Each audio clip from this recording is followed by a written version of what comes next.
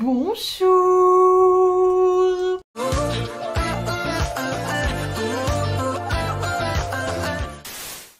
Je suis super contente de vous retrouver pour la toute première partie de mon bilan drama 2023. On va revenir sur tous mes visionnages de l'année et vous allez voir, j'ai vu pas mal de choses. Mais juste avant de commencer, je vous rappelle que je serai en dédicace pour cet incroyable livre à Limoges le 26 janvier.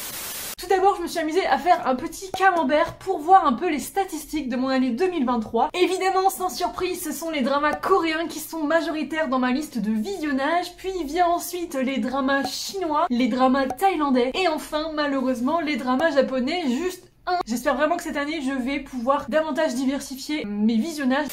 Donc bref, c'est parti pour ma rétrospective 2023. J'ai ouvert cette année 2023 avec l'exceptionnel Weak Hero Class 1. Petite précision, je risque d'écorcher tous les titres des dramas dans la vidéo, vous avez l'habitude, je m'en excuse, pardon pour vos oreilles. Bref, je disais, j'ai commencé l'année avec l'excellent Weak Hero Class 1, que je vous déconseille fortement si vous ne supportez pas la violence parce que le drama ne s'en prive vraiment pas. Et comme on ne change pas une équipe qui gagne, j'ai enchaîné avec The Glory qui là encore m'a mis une sacrée claque et j'ai tellement été bouleversée par la série qu'il m'a fallu attendre la fin de l'année, donc fin décembre, pour regarder la partie 2, donc ça y est, j'ai enfin vu le drama en entier et c'était une tuerie dans tous les sens du terme.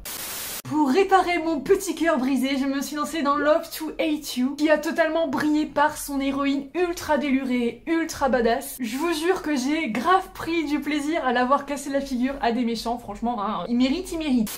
25-21 est le drama dont tout le monde a parlé en 2022 et je l'ai enfin regardé et je dois dire que je comprends totalement son succès, ça a été un de mes plus gros coups de cœur de 2023. Et puis ça a été au tour de Big Mouth de faire battre mon cœur quand on se retrouve piégé avec le héros dans cette prison et qu'on essaye désespérément de trouver qui est le vrai Big Mouth, qui est le vrai coupable, ça m'a fait passer par absolument toutes les émotions.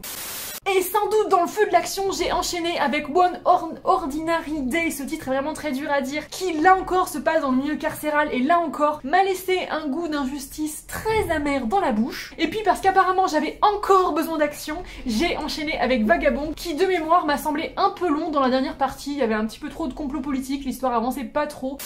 Et parce que je savais qu'It's Okay to Not Be Okay devait être dans cet incroyable livre, je me suis remis à son visionnage. Faut savoir que c'est un drama que j'avais laissé tomber parce que il me remuait trop de choses, trop d'émotions et j'étais pas capable au moment où je l'avais commencé de le regarder. Mais ça y est, je l'ai repris, je l'ai terminé et c'est un immense coup de cœur.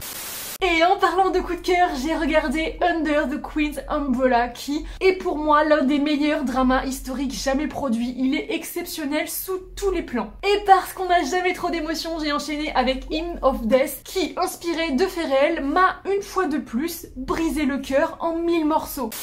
Et en matière d'histoire d'amour, The Wolf ferait bien d'en prendre de la graine parce que c'était une véritable catastrophe. J'ai arrêté vers le 15e épisode je crois parce que le héros agresse notre héroïne. J'étais là, super! Et parce qu'on a toujours besoin de fantastique, je me suis lancée dans The Beauty Inside qui nous rappelle de nous aimer qu'importe notre apparence. Toujours pour le guide, je me suis lancée dans Hellbound dont j'avais lu le webtoon que j'avais beaucoup adoré. Et le drama est tout aussi creepy, tout aussi glauque. Les effets spéciaux sont pas très bons, heureusement, parce que en tant que flippette, je n'aurais pas pu regarder la série en entier, mais vous allez voir, on n'est pas bien. Et comme apparemment j'avais pas vu assez de monstres, je me suis lancée dans Duty After School qui a été terrifiant. Franchement, cette fois les effets spéciaux sont ultra bons et ça m'a fait ultra flipper. Jamais terminé à cause de son héroïne horripilante, je me suis remis à Hwarang et je dois dire que ce deuxième visionnage ne m'a pas fait changer d'avis malheureusement à son propos, mais rien que pour la bromance et pour les princes, je pense que la série vaut le détour. Encore pour le guide, j'ai donné une deuxième chance à Alice in Borderland que j'avais arrêté au premier visionnage parce que c'était trop violent pour moi, je n'arrivais pas à le supporter. Et au final, en me cachant les yeux pendant une bonne partie de la série, c'est passé. Et puis parce qu'il fallait de nouveau que je répare mon cœur brisé, je me suis lancée dans Falling Into Your Smile avec une héroïne joueuse professionnelle et une équipe autour d'elle absolument trop mignonne. J'ai regardé aussi My Roommate is a Gummy-Oh qui pareil est une romance tellement fluffy, tellement douce. Mon cœur était en bonne voie pour être complètement réparé. Mais parce qu'on n'a jamais assez de romance dans sa vie, j'ai enchaîné avec Romance ce bonus book qui ravira les passionnés de livres. Et comme vraisemblablement j'étais dans ma période Gumio, j'ai continué avec The Tale of the Nine Tails qui cette fois m'a davantage passionnée pour sa bromance et sa magie plutôt que pour sa romance. Et puisqu'on parle de magie, j'ai regardé Doom at Your Service qui m'a énormément plu. J'ai adoré voir ce dieu de la destruction tomber amoureuse de la femme avec qui il a pactisé. Et je ne compte pas le nombre de jolies citations que j'ai relevées de ce drama. Et en matière de belles citations et de beaux messages, on a également Moonlight Chicken, dont le couple secondaire a fait briller mes yeux de mille feux. Et ce qui est trop cool, c'est que derrière sa mine un peu banale, cette série porte de très beaux messages. On aborde la surdité, on aborde le deuil, bref, plein de sujets de société ultra importants. Et après le magasin de poulet, j'ai enchaîné avec les bons petits plats chinois dans Walk of Love qui honnêtement passent plus de temps à faire des gags qu'à cuisiner. J'ai au passage découvert le drama du groupe Treasure, j'ai un petit moucheron qui s'invite, une petite histoire de fantôme qui est disponible gratuitement sur YouTube. Et puis, comme toute bonne chose a une fin, j'ai dû me résoudre à regarder le dernier épisode de My School President, un de mes couples préférés de cette année sans aucune hésitation. Pachinko était sur ma liste depuis un long moment maintenant et j'ai été franchement étonnée de découvrir qu'il était aussi qualitatif que sous-coté. Ce drama mérite tellement plus, c'est un magnifique témoignage de ce qu'ont vécu les Coréens qui se sont exilés au Japon durant la guerre. C'est une série à mettre entre toutes les mains. J'ai enchaîné avec deux dramas thaïlandais, Skate House Rules,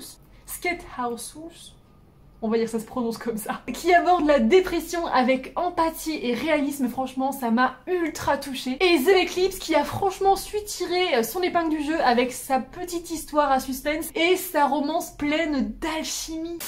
Et en parlant d'alchimie, Children of the Moon n'en manque sacrément pas, son couple crève l'écran, mais bon sang qu'est-ce qu'ils étaient insupportables à ne pas communiquer, franchement. Pendant la dernière partie, j'avais envie de les secouer, de leur dire mais parlez-vous. Et déception aussi pour Love Like the Galaxy, dont j'avais adoré la première partie, mais dont je n'ai jamais réussi à terminer la deuxième. Je sais plus exactement où je m'en suis arrêtée, mais franchement je ramais. Je n'en pouvais plus des personnages secondaires qui étaient tout le temps en train de se crêper le chignon, d'être méchants avec l'héroïne gratuitement.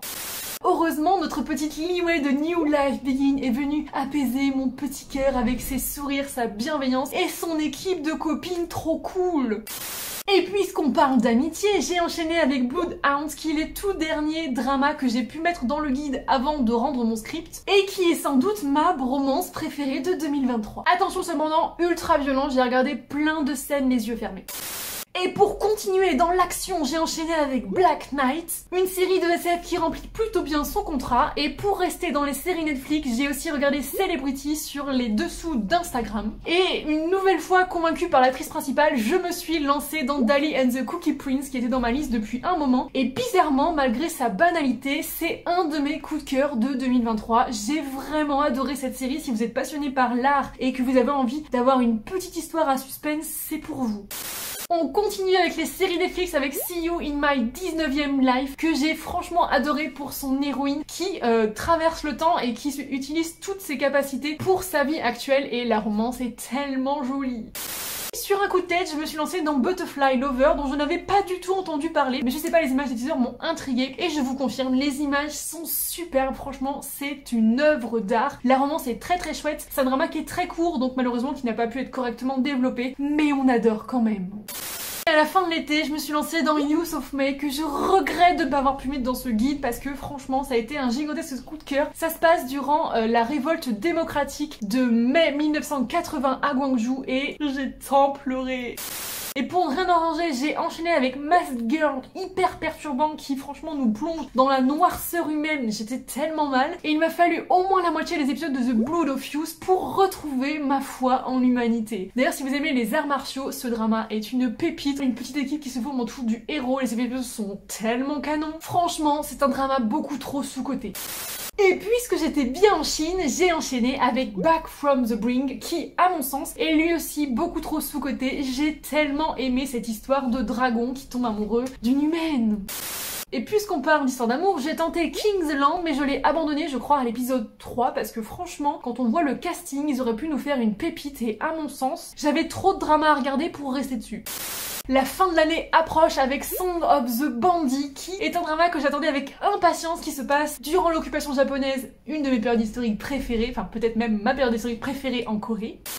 Et j'ai enchaîné avec le trop mignon House Secret qui se passe dans le milieu scolaire et qui fait briller nos petits cœurs, nos petits yeux, tout ce que vous voulez, que de l'amour. Et le magnifique Daily Dose of Sunshine est finalement le tout dernier drama que j'ai terminé en 2023. Et c'est un coup de cœur énorme, franchement c'est tellement beau, tout est tellement magnifique dans cette série, je vous le conseille. Et tout fin décembre, j'ai commencé My Demon qui, à ma grande stupéfaction, me plaît énormément. Pour le moment, c'est un gros coup de cœur. Et Gwangseong, c'est très dur à dire, Creature, qui, là pareil, est ultra prometteur. Au moment où je sors cette vidéo, les derniers épisodes sont sortis.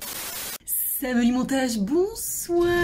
J'ai complètement oublié de vous parler de tous les dramas que j'ai commencé cette année mais que je n'ai pas encore terminé et que du coup j'aurai à terminer cette année en 2024. Je prends ma liste, j'ai A Tale of Nine Tails 1938, Made in Homes, The Stereo Love, 10 Years Ticket, Lighter in Princess, Mr. Gap, Mr. Bad, Gap, My Lovely Liar, Mystic Pop-Up Bar, Alchemy of Souls, la saison 2 que je n'ai toujours pas regardé mon sang, My Journey to You, Twinkling Watermelon, Gyeongsong Creature et My Demon.